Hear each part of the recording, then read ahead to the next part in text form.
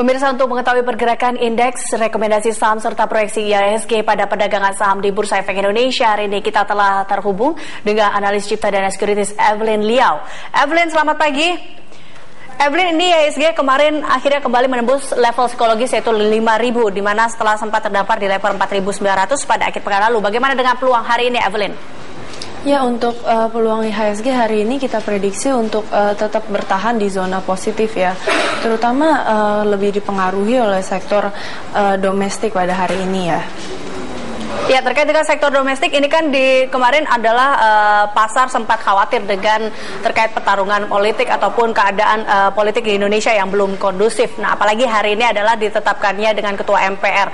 Bagaimana ini akan mempengaruhi pergerakan IHSG hari ini? Ya,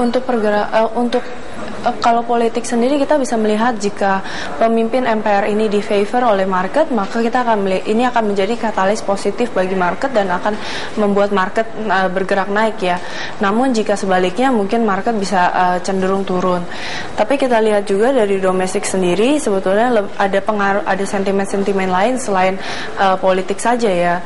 Dimana ada juga yang kuota BBM, di mana kuota BBM diprediksi jebol ya, karena pemakaian yang cukup berlebihan dan juga ada asumsi foreign exchange yang cukup meleset di APBNP 2014. Selain itu juga kita menunggu untuk BI rate ya, di mana akan diumumkan hari ini dan diprediksi oleh para analis bahwa BI rate ini akan stay the same ya, karena ekonomi juga cenderung melambat dan inflasi juga masih lemah.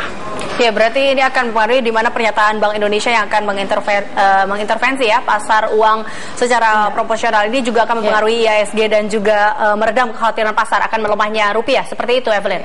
Iya, benar sekali, Mbak. Oke, baik, kita beralih ke sentimen global, Evelyn, di mana ini kita ketahui bahwa Wall Street mencetak penguatan tertinggi dalam sebulan terakhir didorong dengan pertambahan tenaga kerja dan turunnya tingkat pengangguran serta adanya rencana AS untuk mempercepat menaikkan suku bunga. Ini seberapa besar akan mempengaruhi IHSG dalam pergerakan hari ini?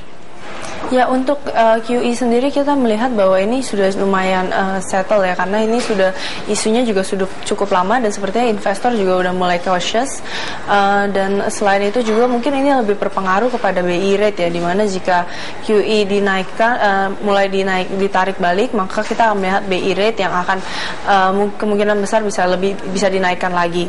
Tapi selain itu juga kita melihat pada pasar perdagangan hari ini di US itu investor akan lebih menunggu untuk earning season ya, di mana mereka menunggu untuk earning season di third Q 2014, di mana earning season ini dapat dipakai untuk sebagai indikasi apakah ekonomi bergerak ke arah yang lebih di favor oleh market. Ya, baik, Evelyn, ini kita ke rekomendasi saham. Kira-kira saham-saham apa saja yang baik untuk kita koleksi? Karena mengingat saham sebelumnya konsumer ini berada di zona merah. Bagaimana dengan hari ini? Saham-saham apa saja yang kita koleksi dan yang terkoreksi? Ya, untuk saham-saham yang bisa kita lihat dan kita koleksi, mungkin kita bisa melihat di Pewon, di mana Pewon membidik pre-sales ya sebesar 800 miliar. Selain itu juga kita melihat pada Temas, di mana Temas ini diprediksi bahwa net profit dapat meloncat 50% ya di akhir tahun, di mana ini diakibatkan oleh kenaikan volume, tarif dan juga efisiensi dalam cost ya. Selain itu kita juga melihat pada sektor plantation, di mana plantation ini kemarin harganya naik 1,02% dan mungkin kita dapat membeli buy on weakness di LSIP ya. Baik, terima kasih Evelyn Liao dari Cipta Dana.